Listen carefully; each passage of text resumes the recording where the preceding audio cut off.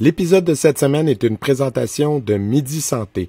Midi Santé est une entreprise existant depuis 1996 spécialisée dans la confection et la livraison de repas santé destinés aux enfants en service de garde, en garderie et en milieu familial.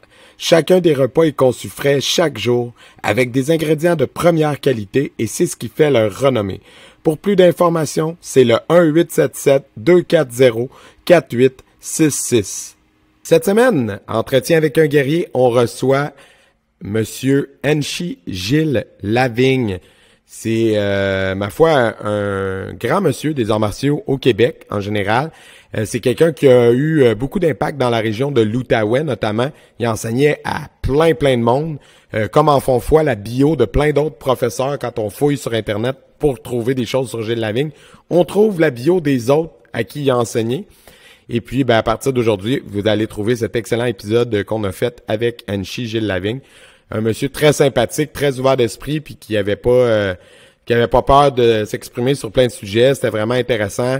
Et vous irez lire son livre aussi. On en parle dans le podcast. Les liens vont être dans la description. Et voilà, excellent podcast encore une fois. Pour ceux qui veulent nous soutenir encore plus, vous connaissez la chanson, vous likez, commentez et partagez ce que vous voyez sur vos réseaux sociaux, que ce soit sur Instagram, Facebook, peu importe. Partagez s'il vous plaît, c'est comme ça que vous faites découvrir à vos connaissances des arts martiaux notre podcast. Ceux qui veulent du contenu exclusif, des choses que vous entendez pas ici sur YouTube, ça peut être les Blitz Quiz, des conversations qu'on a avec des gens qu'on invite plus proches de notre entourage pour parler de certains sujets. Tout ça est disponible sur Patreon/Guerrier Podcast. Donc, venez écouter ça. Merci. Le podcast de cette semaine est une présentation de Yuzi Sport. Yuzi Sport, l'habilleur officiel du podcast Entretien avec un guerrier. Camisole, t-shirt, ils nous ont fait du stock de qualité. Ils font des kimonos, ils font des t-shirts, des hoodies, des chandails, toutes sortes d'affaires. Si vous voulez de la merch, des articles promo, contactez-les. C'est un fournisseur de qualité, c'est achat local. En cette période de pandémie, si vous voulez supporter un fabricant québécois, Yuzi Sport, ça se passe avec eux. Les cicatrices nous rappellent d'où on arrive, les combats qu'on doit livrer quand le destin chavire. Guerrier, on fera ce qu'il faut pour la famille. Cœur de lion, œil de tigre, on a la paix dans la mire. The battles are never ending, I know, but we will get up and get on with the fight. And we'll do whatever for what is right. Just put your trust in us, in us. Cette semaine, entretien avec un guerrier, on reçoit une sommité des arts martiaux en Outaouais et au Québec. On reçoit Enchi Gilles Lavigne. Et Enchi, d'entrée de jeu, j'ai envie qu'on reparte au début de votre parcours comme on fait à chaque podcast, mais je pense que ça va être très intéressant parce que quand je faisais des recherches pour préparer le podcast, personnellement, on a été référé à vous par d'autres personnes qui sont déjà venues puis qui nous suivent. Puis, votre nom est mentionné sur une flopée de vraiment plein de sites, de plein d'écoles, pour différentes raisons, en tant que professeur, en tant que personne qui a remis tel titre, tel degré, etc. Fait que votre nom, il revient à plein de places, mais votre bio à vous, je l'ai pas trouvé nulle part. Fait que là, c'est ça qu'on va faire ce soir. On va mettre votre bio à vous disponible sur Internet. Fait que partons du début, Enchi, si vous voulez bien. Puis, à quel moment les arts martiaux sont arrivés dans votre vie? Vous venez d'où? Situez-nous un peu, là. OK. Mon bio, il est justement dans le livre de Gilles Dufour, là, son livre là, du Québec. Les arts martiaux du Québec, je crois. L'histoire des arts martiaux au Québec, oui, c'est vrai. Oui. Alors, ma bio est là-dedans, c'est jamais une petite erreur. Par contre, parce que mon premier instructeur, c'était Pierre Mire. Alors, ils ont marqué André Langelier, mais André Langelier, c'était l'instructeur à mon père, dans les années 60. Moi, j'ai commencé en 1973. C'était pour un anniversaire, c'était un cadeau d'anniversaire. Je connaissais, on s'entend, en 73, on a connu les arts martiaux, Bruce Lee, ces choses-là, alors ça m'intéressait. J'ai commencé avec Pierre Mire. C'est drôle parce que j'étais tout gung-ho, j'étais tout content de commencer le karaté.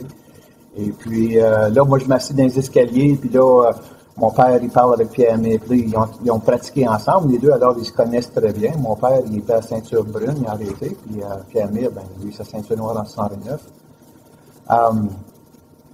Là, j'étais tout content. Je savais que j'étais pour avoir mon kimono, j'étais pour avoir mes choses. Et puis, à un moment donné, il y a deux personnes qui s'assoient, des juniors de mon âge. Tu sais, j'avais quand même 13-14 ans dans ce temps-là.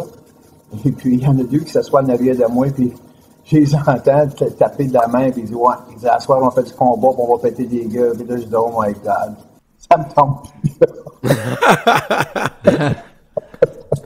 Une petite ambiance Cobra Kai, là. Ouais, ça, c'était ma première expérience, mais en fin de compte, c'était plutôt une farce plus que bien d'autres choses. Tu sais, j'imagine que c'est comme ça qu'on était, tu sais, comme invités dans ce petit clan-là. C'était super. Quand j'ai commencé le karaté, pour moi, là, c'était là, comme vraiment une expérience de vie. C'était vraiment quelque chose que ça m'a changé. Ça a changé ma voie dans la vie personnelle et professionnelle également. Puis, vous avez commencé à quel âge? Pas pour dire votre âge aujourd'hui, mais vous aviez quel âge à cette époque-là, quand vous avez commencé? 14 ans. J'avais 14 ans. J'en ai 63 aujourd'hui. Wow, ouais, fait que c'est un long parcours. Fait qu'on va en avoir long à jaser. Puis là, par la suite... J'arrive à 50 ans. Ah, OK, ben 50 ans d'arts martiaux, c'est quand même quelque chose, hein? On va se dire. Très legit. Vous avez vu beaucoup de la différence, tu sais, nous on en parle souvent au podcast, nous, tu sais, ça fait 10-20 ans qu'on est là-dedans, mais comment que ça a changé les arts martiaux, c'est vraiment un regard, le fun que vous allez pouvoir apporter, là. Ah oui, les arts martiaux ont changé beaucoup. Moi, je pense que ça a changé pour le mieux. Hein, les arts martiaux ont changé pour le mieux.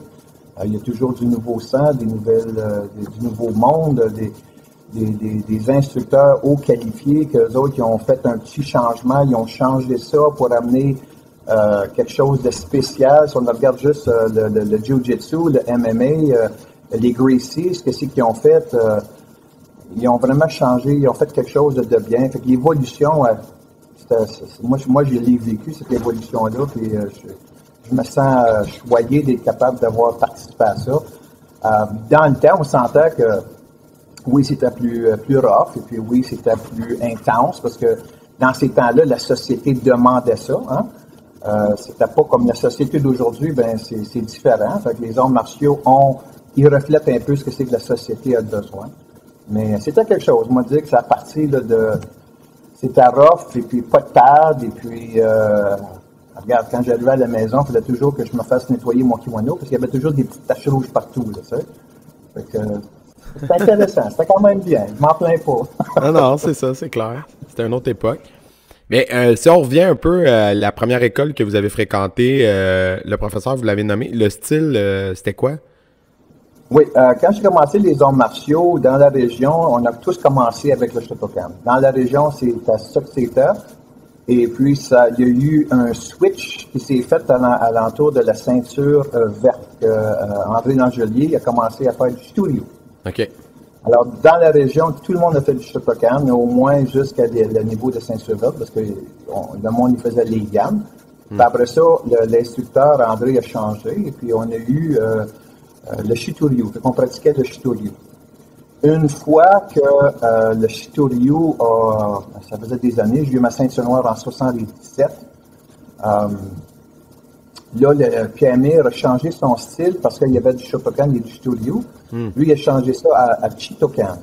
Où ce que c'est qu'il y avait, il avait incorporé le Shotokan, le Shitoryu, puis il avait rajouté un peu l'art du Jeet Kune Do, où ce que c'est que un peu le style à Bruce Lee, si on veut. Puis c'était un bon mélange, j'ai fait un bon mélange, j'ai fait quelque chose de très bien. Il y a eu une très belle évolution qui s'est faite là-dedans. Moi, j'ai pratiqué avec Pierre, je te dirais, jusqu'à mon 6e degré. OK. Quand même longtemps. Oui, j'ai resté avec lui plusieurs années. Mais par contre, ma soif pour l'art, était pas... ma soif était trop grande. Elle n'était pas assasiée. Ma soif était trop grande, alors j'ai été pratiquer le Shotokan également. Mais okay. Au fait, j'ai pratiqué avec Frank Leroux. J'ai passé ma ceinture noire avec lui en 1978 parce que je faisais partie de l'équipe Canada. Et puis, en ce temps-là, Frank Leroux, c'était lui qui était notre coach. Et puis, pour m'attendre pour comprendre un peu plus son style, parce que lui, il était vraiment, vraiment studio, j'ai passé plusieurs années avec lui, puis j'ai passé mon test en 118 avec lui. À l'insu de mon instructeur dans ce temps-là, là, aujourd'hui, il sait, là, mais le secret est sorti. Ouais. Mais ça, c'est quelque chose que a évolué avec les arts martiaux aussi, le fait qu'on a le droit d'aller voir ailleurs un petit peu, puis que, tu sais, ça veut pas dire qu'on n'aime pas notre professeur, c'est juste qu'on veut voir une méthode différente ou un autre style, tu sais, c'est pas... Ouais. C'est un peu mieux vu aujourd'hui. Fait que j'ai pratiqué le studio j'ai été chercher ma ceinture noire, et puis après ça, j'ai été plongé dans le Shotokan. Maintenant, j'ai laissé mon instructeur pour recommencer mes ceintures en Shotokan aux États-Unis avec Nishiyama. Un de ses étudiants s'appelait Hanshi Cruz. C'était une personne qui a changé ma vie, qui a changé ma vision. C'est à cause de lui que j'ai écrit mon livre, que j'ai écrit un livre en 2015, parce que ça faisait partie de mon évolution dans mon art. Cette personne-là, il m'a introduit avec Nishiyama. J'ai été chercher mon 5e degré avec Nishiyama, qui est quelque chose. Aujourd'hui, il est décédé en 2008. C'était quelque chose, tu sais, c'était vraiment quelque chose d'extraordinaire. Puis quand j'ai commencé à pratiquer avec Hanshi Cruz, j'ai découvert l'aspect qu'on peut dire mental et spirituel dans l'art martial. Là, votre soif peut être rassasiée vu que lui allait chercher un petit peu plus profond, là. Oui, c'est ça. Là. Oui, il allait vraiment profond. Il m'a introduit dans la méditation. J'ai médité avec des moines tibétains. J'ai fait plusieurs retraits là, sur le côté de méditation. J'ai fait des jeûnes. Il y a pas grand-chose que j'ai pas fait sur ce côté-là pour aller chercher un balance. Tu sais, le yin du yang, si on peut dire. J'ai travaillé le Reiki également. En 84, j'ai été chercher ma maîtrise dans l'énergie avec le Reiki. OK. Et on peut pas dire que c'est le Reiki, on peut pas dire que c'est quelque chose qui va guérir, mais c'est quelque chose qui fait travailler l'énergie du corps avec les chakras, ces choses-là. Okay. Vraiment, ça m'a envoyé dans un autre thème, puis t'as toujours sous cette tutelle. Gilles, faut que tu fasses ça. Gilles, faut que tu aies touché à ça. Faut que tu fasses ta méditation. Faut que tu aies voir les moines. T'sais. À 5 heures du matin, pendant un instant, 5 heures du matin, là, je me lève pour aller méditer. Après ça, j'allais te réveiller. Alors, oui, ça, c'était vraiment intéressant. C'était un beau parcours pour moi. Ben, vous mentionnez que vous alliez travailler après. Ça m'intéresse. Est-ce que vous avez mené une carrière professionnelle en parallèle ou vous avez commencé à enseigner très tôt puis vous avez fait ça professionnellement? Ça a été quoi votre parcours de ce côté-là? Moi, à un moment donné, j'ai eu une porte qui s'est ouverte. Je me souviens, dans les années 70, je pense que c'est 78, avec Jean Frenette. Il me dit que c'était champion, il était bon à kata, mais par contre, il était limité ici. Il voulait qu'il aille aux États-Unis. Il fallait aux États-Unis pour se faire plus connaître. Et son but, je pense, c'était pas vraiment de rentrer d'infime, tel que on peut voir aujourd'hui que c'est un gros succès. Il m'avait dit, moi, j'étais bon en combat. Lui, il était très bon en kata. Puis il m'a dit, Gilles, ça te tente-tu? On va aller aux États-Unis, puis on va aller expérimenter là-bas. On va aller faire des compétitions. Il y a peut-être des portes qui vont s'ouvrir. J'y ai pas été parce que j'ai décidé de rester ici. Puis j'avais un job. Je travaillais à Bell Canada. Puis je voulais avoir une famille. Alors, j'ai pas pris l'opportunité qui m'a été offerte. Fait que aujourd'hui, j'ai pas de regrets. C'est aussi des fois, tu te dis, what if? Ouais. What if? Ouais. Mais non, c'était mon parcours. Fait que oui, j'enseignais le karaté, mais je travaillais au Bell Canada. Alors ça, c'était pendant 41 ans, j'ai travaillé au Bell. OK. Alors c'était mon parcours professionnel. OK. Ouais. Parce que là, tantôt, avant qu'on commence ce podcast, vous me mentionniez que vous donnez des cours encore aujourd'hui? Ah oui. Moi, j'ai eu mon école à partir de 1984. OK. Que j'avais ma propre école à moi. Avant, j'étais j'avais une école à Polyvalente, le Carrefour, mais j'enseignais à l'Agora. OK. C'était pas vraiment une école, mais j'ai fait ça pendant 2 ans de temps. Mais après, je voulais m'ouvrir ma propre place, et puis je l'ai ouvert en 1984. Puis, j'ai ouvert ma première école. Il est situé où, votre dojo, juste par curiosité? Il se situait sur le boulevard Maloney. OK. Aujourd'hui, il appelle ça le château. C'est un gros château. Il y a plusieurs choses là-dedans. Là. Il y a des weights, il y a des machines. Il y a même une place pour se baigner. OK. Mais dans le temps, quand c'est passé que ça a été ouvert, c'était juste le karaté, puis il y avait des poids haltères, puis il y avait de la ryobi. Fait que ça, c'était Puis, à ce moment-là, c'était quoi le style dans l'école? À ce moment-là, c'était le Chitokan. Shitokan. Vous avez ok. ouvert, Donc, ouais, le mélange Shitokan, Shito. Oui, c'est ça, c'était le mélange à ce moment-là. Et puis après ça, quand là, j'ai déménagé et j'ai une autre école à 328 Saint-André. Ça, c'était une belle aventure. Ça a duré jusque, je te dirais, en 2010. Quand même, oui. Dans mon évolution, à un moment donné, j'ai eu un choix. J'avais beaucoup d'étudiants. Tu sais, quand tu as 50 étudiants par cours, tu as 3 cours par soir, tu as au-dessus de 50 étudiants sur le plancher, tu n'es pas capable d'aller travailler des choses en profondeur. Et puis ça, c'est quelque chose, parce que là, j'avais commencé en 1999 avec Hanshi Cruz. On parlait beaucoup de philosophie, on parlait beaucoup de méditation, toutes ces choses-là. Il fallait que j'amène ça à mes étudiants. Ils me demandaient d'amener plusieurs choses à mes étudiants, de leur faire découvrir ces choses-là. Mais quand est-ce que c'est que tu as une job, quand est-ce que c'est que tu as au-dessus de 50 étudiants sur le plancher, par cours, puis tu en as 3 par soirée, 6 jours semaine, tu n'étais pas capable.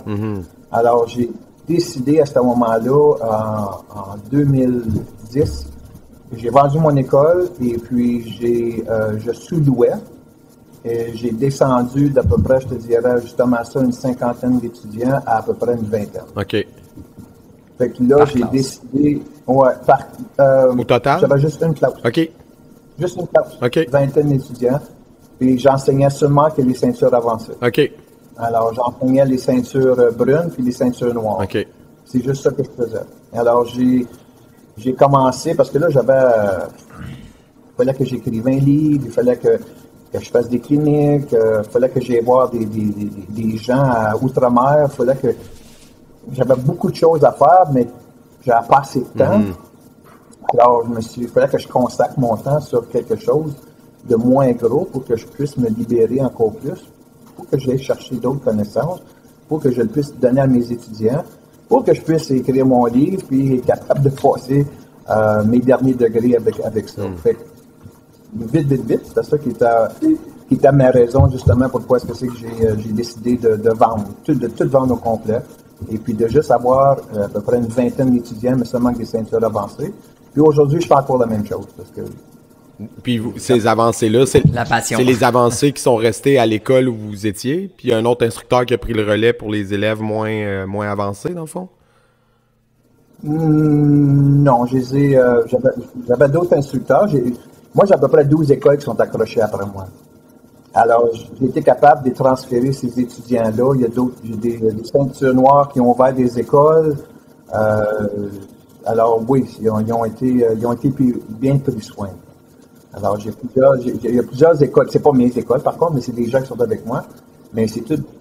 Mes étudiants, mes autres étudiants, ils ont tous été là. J'ai gardé juste une poignée d'étudiants.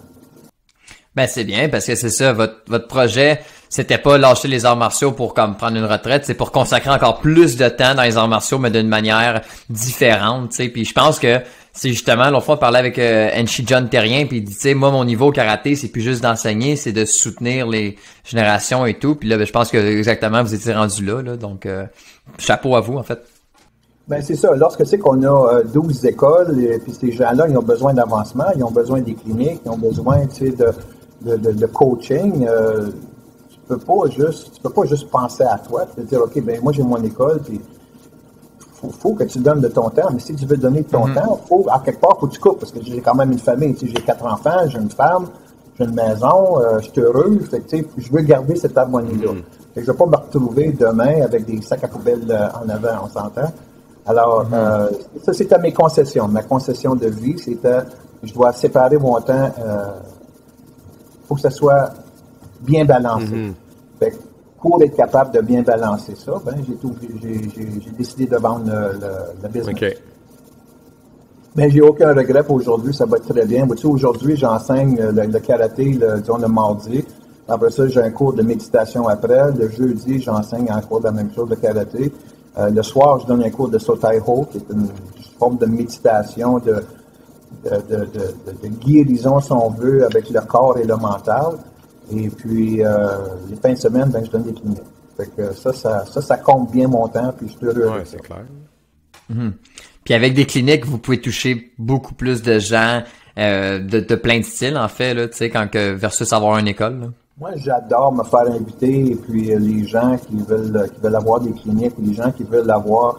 Moi, je travaille beaucoup avec les énergies, la biomécanique, parce que l'Ishiyama, il travaillait beaucoup avec la biomécanique. Fait que moi, ça m'a interpellé beaucoup. Mm-hmm. Puis aujourd'hui, je travaille l'énergie. Mais tu sais, souvent, les gens, ils vont dire l'énergie, c'est mystique.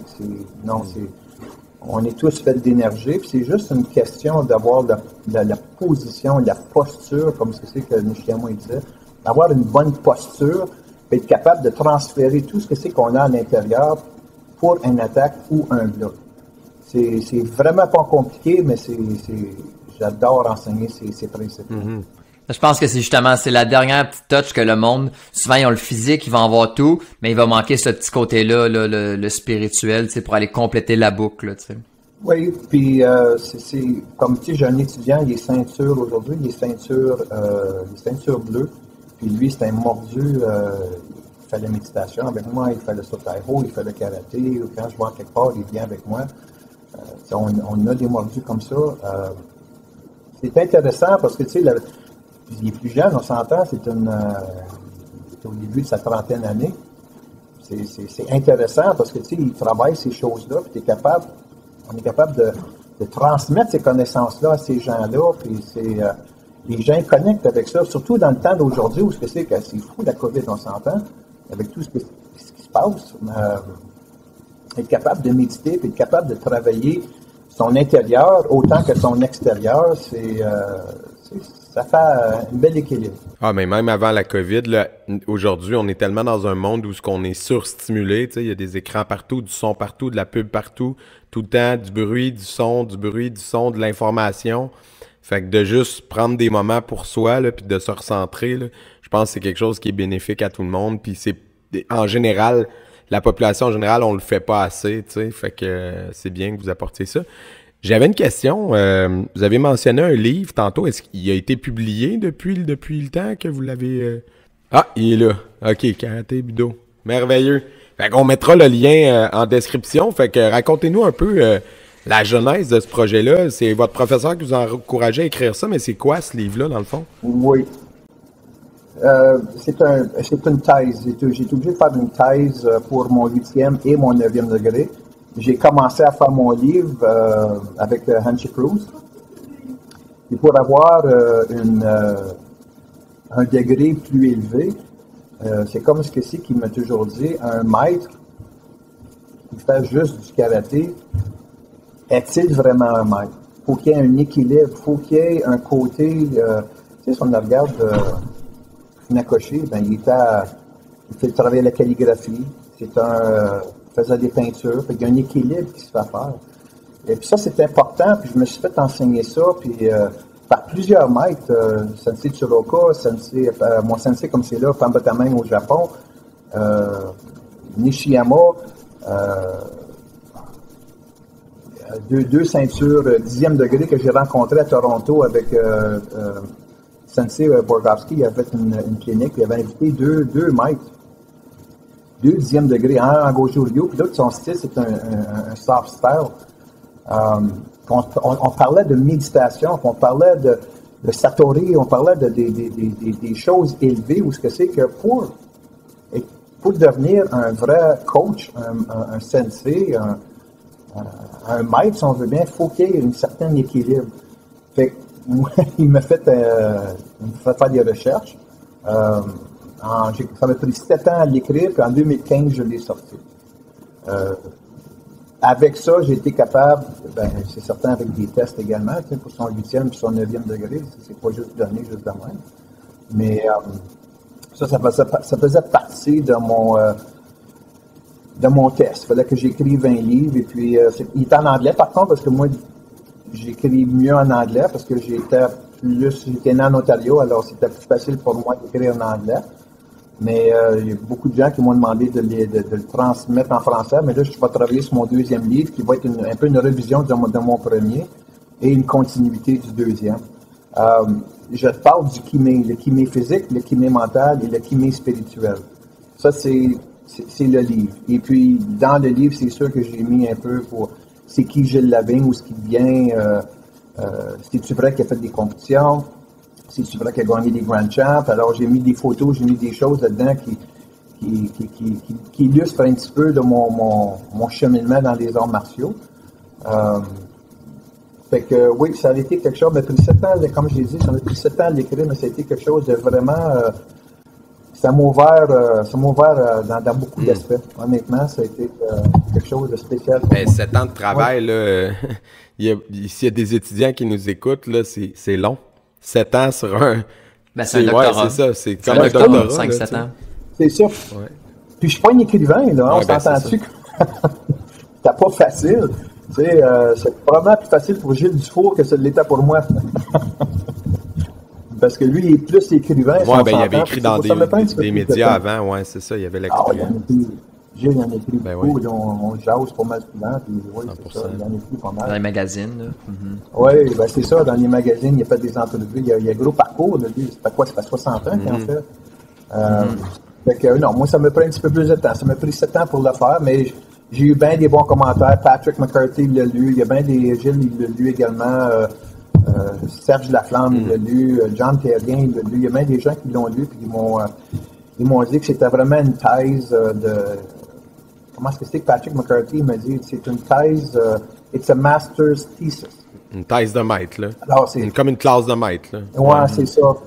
Oui, ben c'est parce que je parle de beaucoup de choses là-dedans qui sont quand même intenses. Je vais quand même parler là, sur le côté énergie, mais j'ai parlé sur le côté physique du karaté, le côté mental, puis il y a le côté spirituel également.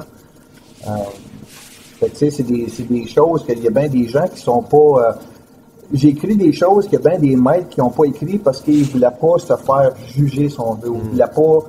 Comment dire? Donc, ils ne voulaient pas se faire pointer du doigt, de dire « Hey, il est bien bizarre. » Puis, c'est quoi les terrains que vous diriez que vous êtes allés, que les autres vont pas? Je peux pas dire ce que moi j'ai fait, ce que c'est que les autres n'ont pas fait. Je peux vous dire. Je parle par rapport au livre. Vous dites, j'ai dit des choses que peut-être il y a des gens qui auraient été gênés de l'exprimer, mais. Ben, lorsque c'est qu'on parle de biomécanique, lorsque c'est qu'on parle de l'énergie, je démontre ça souvent dans les cours où ce que c'est qu'une mauvaise posture va faire en sorte que ton corps il sera pas balancé, il sera pas emballant.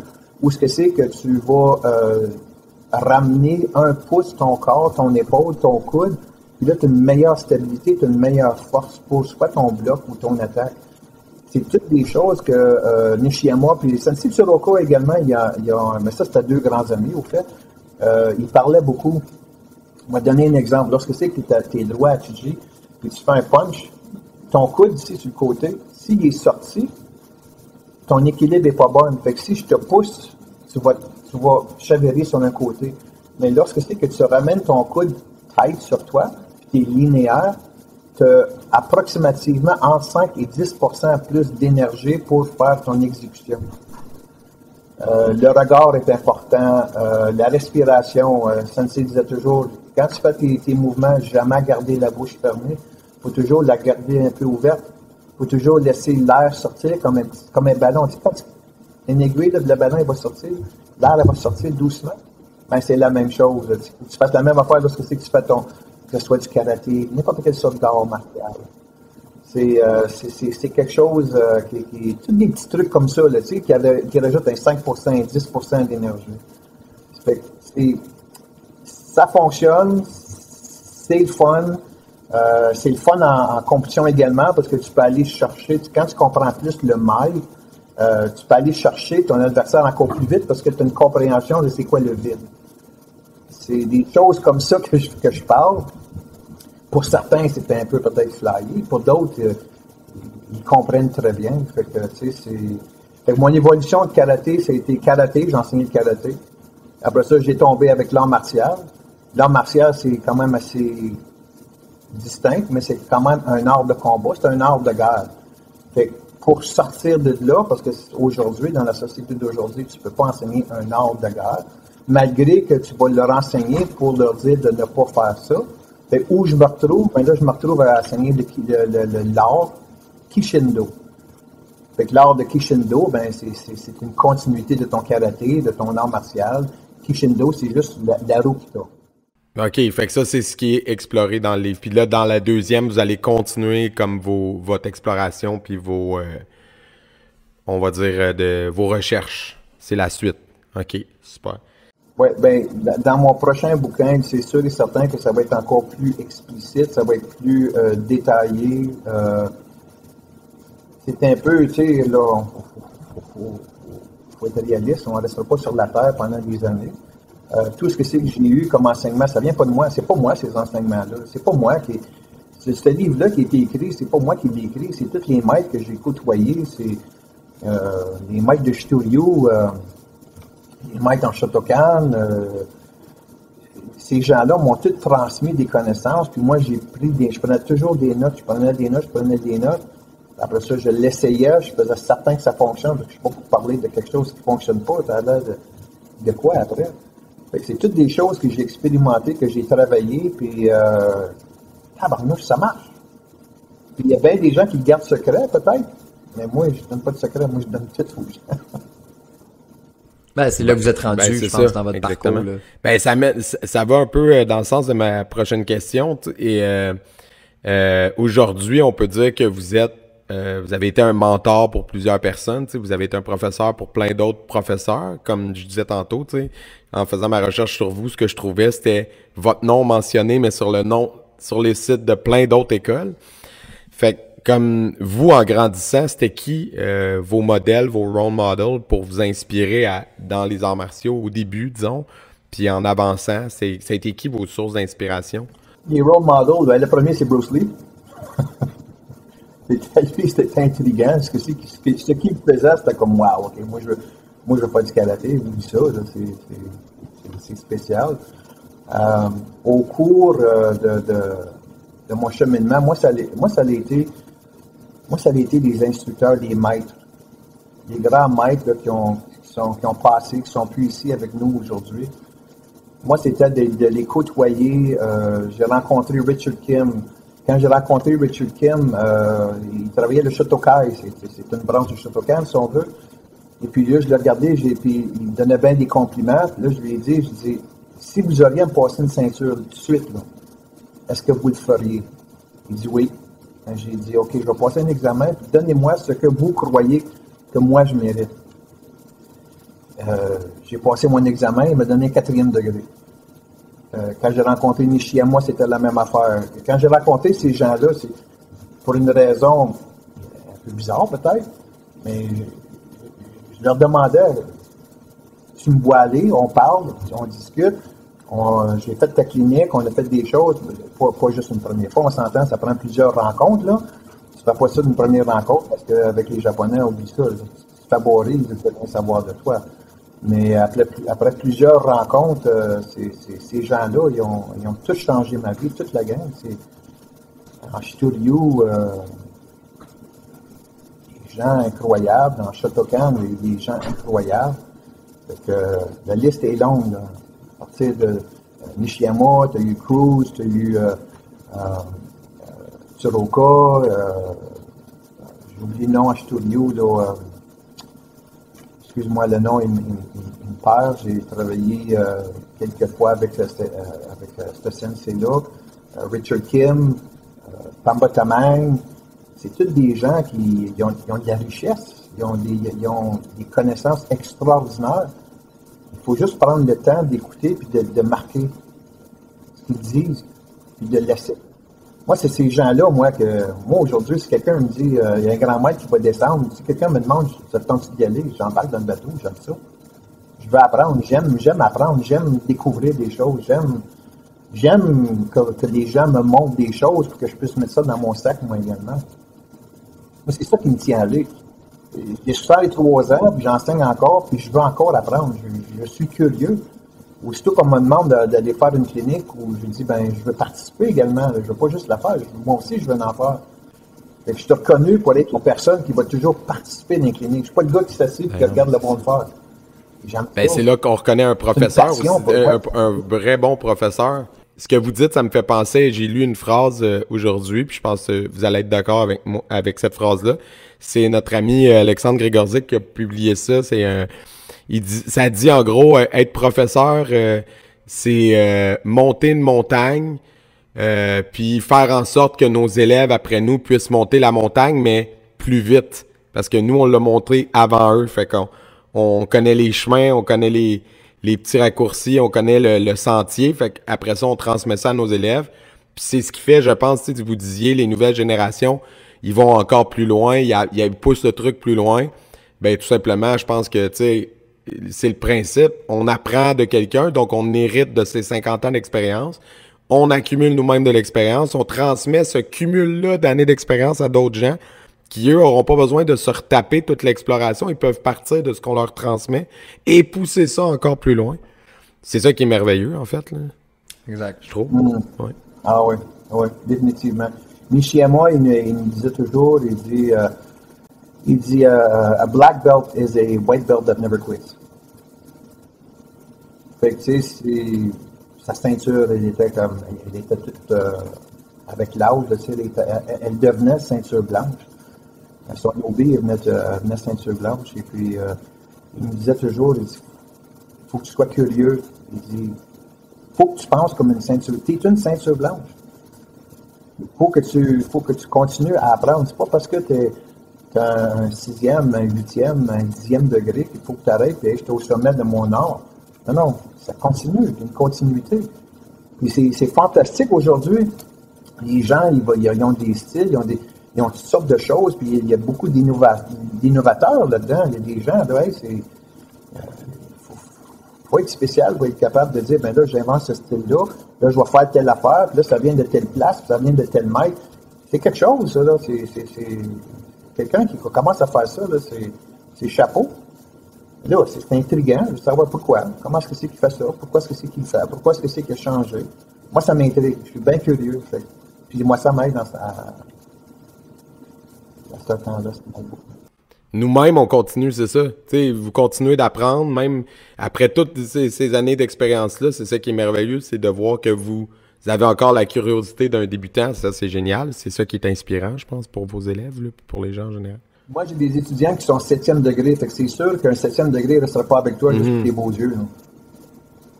Il va être avec toi, c'est parce qu'il faut que tu lui donnes quelque chose. Il faut que tu lui donnes. C'est pas juste des kicks et des punches. C'est pas juste ça. Tu enseignes juste des kicks et des punches, mais après un 2e degré, il va dire OK, mais je n'enseigne des kicks et des punches. Là. Quand tu es capable, quand tu as des gens que tu as des 6e, des 7e degrés, puis des gens qui s'en allent pour leur 8e degré, c'est quelque chose, ça, là. Fait que moi, ça m'apaisait parce que je me dis, si je suis capable de les stimuler avec ce que j'enseigne, puis avec ce que je vais aller chercher, puis ce que je rapporte, ça veut tout dire. 100%. Vraiment. Je pense que vous avez vraiment l'essence de ce que c'est. Tu sais, je pense qu'on recherche tous, on veut tous être ça. Là, si on veut faire ça de notre vie, de dire comment je fais, qu'est-ce qui me définit moi comme professeur, c'est quoi mes forces, c'est quoi qui m'intéresse, puis comment je vais faire pour aller maintenir ça, tu sais, enrichissant puis intéressant pour mes élèves au fil du temps. Parce que tes élèves, ils continuent de pousser, ils continuent d'avancer. Fait qu'à un moment donné, si toi tu stagnes, ben ils vont te dépasser. Puis comme vous disiez, à un moment donné, ils vont aller voir ailleurs parce que tu peux plus leur apporter rien en termes de connaissances puis d'apport humain, ne serait-ce que ça, d'expérience humaine. Tu sais, ces gens-là, les élèves, souvent, ils ont des vies, ils font d'autres choses, ils sont pas des professionnels des arts martiaux. Fait que si toi, t'es leur source d'information, ben, il faut que tu restes intéressant et pertinent et c'est ça, ouais. Ouais, et ouvert d'esprit. C'est ça. Ouais. J'ai même pris des cours de ninjutsu aux États-Unis. Avec qui? Son nom, c'était... Stephen Hayes? Pas Stephen Hayes. Je vais dire le nom. Moi, c'est pas grave. Mémoire, hein. Puis, vous avez aimé ça? On va aller chercher dans le chapitre numéro 13. Hein? Qu'est-ce que t'as dit, Jay? Je l'ai ici. On va chercher dans le chapitre numéro 13. Dans votre livre. Il est direct là, je l'ai, mais je vois pas son nom, bon. je pas mis net. Fait que non, j'ai pris, c'était lui qui était le père du karaté, pas du père du karaté, le père du ninjutsu. Aux États-Unis, il écrit un livre également, puis là, c'est sûr, je me souviens pas de son nom, c'est... Mais il est dans le livre. Il est dans les gens iront lire le livre pour savoir son nom. Puis ou on le mettra en lien. Écrivez-le en commentaire si vous savez de qui on parle. Ça, c'était une expérience assez extraordinaire parce que, tu sais, avec ce monsieur-là, là, tu sais, c'est un petit monsieur, puis extraordinaire. Il pratiquait vraiment le ninjutsu, là, vraiment, comme Stephen Hayes, là, la même affaire. C'est incroyable, quand c'est que tu dis qu'il m'enseignait comment tirer un fusil, il m'enseignait comment travailler avec un blowgun, j'ai encore ça ici. Il m'a montré un paquet de choses, là, que c'est comme... Ici, au Canada, on n'aurait jamais vu ça. Ça se fait pas, ça se voit pas. Mais c'est ça, faut aller à l'extérieur. J'ai été à l'extérieur, j'ai été chercher ces petites connaissances-là. Puis j'ai fait à peu près 5 ans avec lui. Ça, c'était quelque chose de très bien. Mais c'est ça, d'aller chercher d'autres connaissances, de ne pas rester dans son petit monde, puis juste, tu sais, d'aller chercher. Avez-vous l'impression que l'espèce de débat qui est dans les arts martiaux beaucoup, puis pas juste dans le karaté, mais même dans d'autres styles, il y a souvent des guéguerres de, tu sais, mon style est meilleur que le tien, ou, tu sais, notre style, c'est le vrai truc, puis tout ça. Puis je vous écoute, puis tu sais, puis je veux dire, pratiquement tout le monde qu'on a reçu a le même discours que vous. Fait que, ultimement, c'est comme une quête, là, j'arrive pas à comprendre comment ça se fait qu'il y a des guerres de clochers si tout le monde dit c'est vraiment bon de se nourrir de plein de choses puis d'explorer plein de choses. Ultimement, il y a quelque part où il y a des gens qui sont restés stock à cette mentalité-là puis qui n'ont pas eu cette ouverture-là que vous avez. Comment vous voyez ça? Mais c'est parce que moi, je m'en allais dire, c'est que dans les années, je crois, Manu, pour avoir fait les podcasts avec toi, je pense que c'est plus un pionnier. Puis tu sais, je comprends, moi, plus un pionnier, parce que tu sais, tous les humains, je pense, je reliais ça à la politique. Tu sais, quand tu regardes la politique, faut que tu t'intéresses à tout. Mais tu sais, si t'es quelqu'un de conservateur ou peu importe, ben changer ton fusil d'épaule, t'as un peu de l'air... pas loyal, tu sais. Fait que je pense que si t'es un pionnier d'un style, exemple le Kenpo, ben tu sais, tu vas pas commencer à dire à tout le monde d'aller voir ailleurs. Tu comprends ce que je veux dire? Tu gardes ta salade, mais les gens qui descendent de ça, eux, c'est pas toi qui as amené le style. Donc, tu sais, t'es plus ouvert, j'imagine. Tu comprends ce que je veux dire? Un peu? Vous voyez ça comment? Oui, il y a ça, t'as absolument raison, sauf que il faut que tu sortes, you have to get out of your comfort zone. Hein?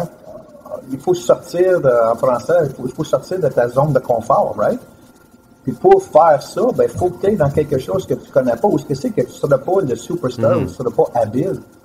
Si tu vas apprendre, faut que tu sois prêt à apprendre à vider ta tasse, comme c'est ce que Bruce Lee disait, vide ta tasse, puis fais-le remplir. Fais pas juste le vider un petit peu, faire assembler. Vide-la pour le vrai. J'ai 3 ceintures en 3 différents styles. C'est pas parce que j'ai resté avec le Shotokan ou le Shotokan. Moi, j'adore, de tous les styles, j'adore le Shotokan. J'adore le Shotokan pour plusieurs raisons. Mais ça ne veut pas dire que le Shotokan que j'ai fait, c'est pas Vous avez une préférence personnelle, mais bon non plus. il y avait du bon dans les autres choses aussi. C'est ça. Exactement. Je comprends ce que vous voulez. Ouais. Tu sais, dans le temps, là, le karaté, les styles, ça n'existait pas. Il appelait ça le Tode. OK? L'instructeur de Funakoshi, Itosu, et puis Matsumura, eux autres, c'était le Tode. Fait que le Tode, moi, je trouve ça fantastique parce que le Tode, le maître enseignait son art que lui avait appris. Il était capable de donner ou de dire, regarde, va voir Matsumura, va voir cette personne-là, il va être capable de t'enseigner. Il n'avait pas de style. Tout était todé. Tout le monde était todé. C'est fantastique. Il n'y a pas personne qui dit, Shotokan c'est le meilleur ou Shitoryu c'est le meilleur. C'est pas le meilleur. Pour telle personne, Shotokan ou le Shitoryu ou le Shotokan va être mieux. C'est ça, ça dépend de ce que tu cherches, toi, dans la pratique martiale. C'est ça. C'est ça. Qui es-tu en tant qu'individu? C'est t'es qui, toi? Ben, moi, j'aime pas ça quand c'est trop rough. Ah, OK, ben là, moi, j'ai fait du tai chi pendant 3 ans. J'ai adoré l'expérience du tai chi. C'était fantastique. Ben, si t'es telle personne, ben, va-t'en sur le tai chi, va-t'en sur le kung fu, où c'est que le kung fu, il y a des différentes, il y a des animaux, il y a des choses qui sont plus doux, c'est différent que le karaté. Si t'aimes bûcher puis taper dessus, va faire du Kyokushinkai. Tant qu'à taper sur quelqu'un, va taper en Kyokushinkai, c'est correct, c'est là pour ça, tu sais. Alors, il n'y en a pas de styles qui sont meilleurs. Moi, tant qu'à moi, ils identifient toutes les personnes, puis dans la société, puis aujourd'hui, il y a assez d'humains sur la Terre pour combler tous les styles, pour combler tous les désirs. C'est ça la beauté aussi. C'est que maintenant, on a accès à tellement de connaissances. Les styles, les gens se sont promenés sur la planète, fait que ça s'est répandu. Il y a des gens d'à peu près tous les styles sur tous les continents. Fait que tu peux avoir accès en personne, au pire en faisant quelques heures de route, à peu près n'importe quoi, tu sais. Puis si tu habites dans une grande ville comme Montréal ou Ottawa, ben vous êtes à Gatineau, moi aussi mes écoles sont à Gatineau. Dans des grandes villes comme ici, il y a plein d'écoles de plein de styles. Fait que quelqu'un qui est à Gatineau, qui est à Montréal comme Jérémy, a accès à plein d'affaires à quelques minutes de sa maison. Ça, c'est génial là, aussi. Là. C'était sûrement pas comme ça quand vous avez commencé. Il devait avoir genre karaté, judo, puis ça finit là. Tu sais? Non, moi, quand j'ai commencé, il y avait juste une école de karaté dans notre région. Il y avait une à Gatineau, il y en avait une à Hull. Puis il y en a des dizaines maintenant. Ben, il y en avait quelques-unes à Ottawa. Aujourd'hui, c'était plus c'est ça. dans les coins de rue. Mais c'est correct, mais la population a grossi. C'est correct. Oui. Mais ça, c'est pas un problème, mais nous, on parle beaucoup avec des gens aussi de la France, puis là-bas, ça prend un certificat d'État pour enseigner, versus que ici, à peu près, puis là, tu sais, je veux pas dire ça parce que nous, on est quand même dans une fédération avec WKF, tout ça, avec Karaté Québec, donc il y en a certains... Ouais, non, mais c'est ça, mais ce que je veux dire, c'est que tu peux t'ouvrir une école, mais ça veut pas dire que tu as les certifications pour aujourd'hui non plus, là, tu sais. Fait que c'est à la personne de quand tu rentres dans un dojo, de où vous venez, de, tu sais, est-ce que vous êtes allié avec qui, tu sais. Si la personne a son dojo tout seul, puis une attitude un peu renégat, ben, tu sais, je pense qu'on comprend que c'est pour ça qu'il est pas dans une affiliation plus sérieuse, là, tu sais. Fait que c'est la job des personnes qui s'inscrivent de faire ce petit bout de chemin-là, que notre professeur vienne. Faut que l'élève ou les parents de l'élève fassent un peu de recherche avant de choisir l'école. C'est quand même mieux. Exact. Parce que oui, il y a un embarras du choix, mais là-dedans, il y a aussi, justement, plus il y en a, des fois, la qualité diminue un peu, là, tu sais. Regarde, c'est pas quelque chose que j'aime me rentrer dedans, mais tu as absolument raison. Regarde, dans mon monde, dans mon entourage, on appelle ça des mecs dojo. Oui, il y en a malheureusement, c'est comme dans tout, hein. Je veux dire, il y a des plombiers que c'est pas des vraiment bons plombiers, mais ils ont été chercher leur licence, si on veut, leur ceinture noire, si on veut. Oui, il y en a dans la région, mais vois-tu, ce qu'ils font en France, c'est quelque chose qui serait intéressant à regarder. Je dis pas nécessairement d'embarquer là-dedans, mais je crois que c'est quelque chose qui serait intéressant à regarder parce que il y en a des fois qui vont enseigner des choses. Puis j'en ai eu des étudiants de d'autres écoles où l'instructeur, ben, c'était de taper sur la personne ou de crier après, puis de le pousser à un niveau où c'est pas nécessaire, si on veut. Oui, il y en a. Il y en a partout. Il y en a dans la région, il y en a à Montréal, il y en a à Toronto, il y en a partout. Mais... Non, mais c'est ça. Puis la France, c'est pas un modèle parfait non plus, là. Il y a les gens français à qui on parle, tout ça, ils ont des choses à reprocher à leur fédération, aux autres aussi. Fait que leur système est loin d'être parfait. Puis il y a tu sais, même récemment, il y a une athlète qu'on a reçue sur le podcast. Elle a quitté la France parce qu'elle s'est chicanée avec la fédération française pour des affaires que justement ils voulaient l'empêcher, je pense, de faire des séminaires en dehors de la fédération, des affaires comme ça. Fait que tu sais, c'est ultimement, là, dès qu'il y a de la politique à quelque part dans quelque chose, ça gâche un peu l'affaire. Fait que, tu sais, il faut en prendre et en laisser, là, tu sais, je pense, là. Mais, tu sais, je crois sincèrement que c'est pas la politique, c'est l'humain. Hein? Lorsque c'est qu'on arrive, l'ego de l'humain, là, ça c'est quelque chose qu'on travaille beaucoup dans la méditation, dans la spiritualité. L'ego d'une personne, là, en politique, tu regardes n'importe quelle sorte de politique. C'est pas la politique, c'est la personne.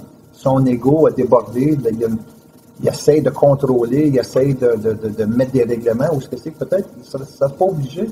Puis ça fait quoi, ça, si la personne en France va aller donner des cliniques, il va aller enseigner des choses outre-mer, ici au Canada ou aux États-Unis? Ça fait quoi? Ça change quoi? Non. Il faut garder nos secrets. Hein? Il faut garder nos secrets, il ne faut pas donner ça aux autres, parce que peut-être que les autres ils vont être capables, en compétition, avoir un avantage sur nous.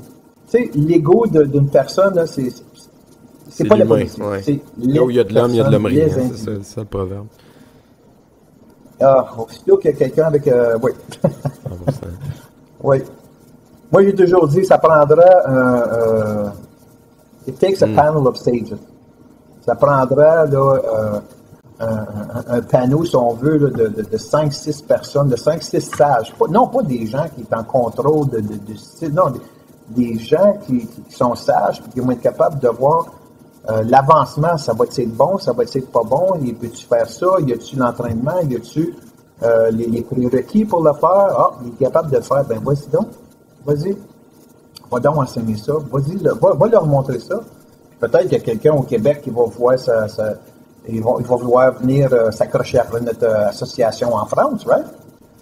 Ouais. Non, c'est le problème, c'est qu'ils veulent tout garder pour eux. Là, après... au Québec, on est bien que ça. Ouais, un demi-siècle de pratique martiale, là, ça serait quoi si vous vouliez, mettons, résumer votre parcours de qu'est-ce que vous voulez que les gens retiennent de ce que vous allez avoir transmis dans les arts martiaux? Ben, vous avez encore plein d'années devant vous, là. Mais je veux dire, tu sais, si vous regardez avec le recul ce que vous avez fait, qu'est-ce que vous espérez avoir apporté de plus à vos élèves? Ce que j'essaie de faire réaliser aux gens, c'est que être un guerrier, hein, on parle de guerrier, votre émission, on parle de guerrier. Être un guerrier dans un jardin est bien plus efficace qu'être un jardinier dans une guerre. Alors, la philosophie en arrière de ça, c'est oui, on pratique le karaté, oui, on pratique à frapper, oui, on pratique à bloquer, oui, on pratique pour se défendre, puis oui, on peut casser des choses, oui, on peut aller jusqu'à la mort avec notre karaté, on le sait, c'est quand même assez destructeur, mais c'est d'être capable de contrôler ça, puis de dire, ben moi j'apprends ces choses-là, mais je suis un guerrier dans un jardin. Alors, de là où vient l'équilibre. Fait que moi, si j'ai un message aux gens, puis moi, ce que c'est que j'essaie de transmettre, c'est justement cette philosophie-là. C'est la philosophie, travailler le physique, oublie pas ton mental, travaille un peu ta spiritualité pour que tu sois vraiment un bon guerrier. C'est un excellent mot de la fin, Enchi Lavigne. Merci beaucoup. Comme on s'est dit tantôt en début, on va vous garder quelques minutes de plus pour le Blitz Quiz pour nos abonnés Patreon. Fait que les gens qui veulent avoir accès à ça, vous avez juste à suivre le lien ici en bas, puis vous vous abonnez, puis vous allez pouvoir écouter ces questions de plus-là qu'on va avoir pour vous. Puis merci beaucoup pour votre temps. C'était précieux en ce jeudi soir d'être venu passer une heure avec nous. C'était vraiment apprécié. Puis maintenant, les gens, quand ils vont chercher sur Internet, ils vont trouver autre chose que les bios des autres. Puis parce que vous avez votre livre, le livre de Enchi Dufault qui parle de vous, mais en ligne, là, c'est bien qu'on puisse laisser une trace de ce que vous avez fait, puis de votre parcours, puis tant mieux si ça sert à quelqu'un plus tard qui veut faire des recherches sur vous. Tu voulais-tu dire de quoi, Jay? Non, c'est un beau mot de la fin. Je voulais juste dire, allez voir ça au Patreon. On va finir là-dessus. Merci beaucoup, Enchi. Puis on vous garde encore pour quelques minutes. Oui, je vous remercie de pouvoir m'accepter, d'être capable de partager un peu ces choses-là. C'est important, c'est bon ce que vous faites, parce que j'en ai vu plusieurs. Et puis, merci beaucoup. Merci beaucoup. Si ça fonctionne, c'est parce qu'il y a des gens comme vous qui acceptent de donner de leur temps pour partager ça aussi. Fait que merci à vous.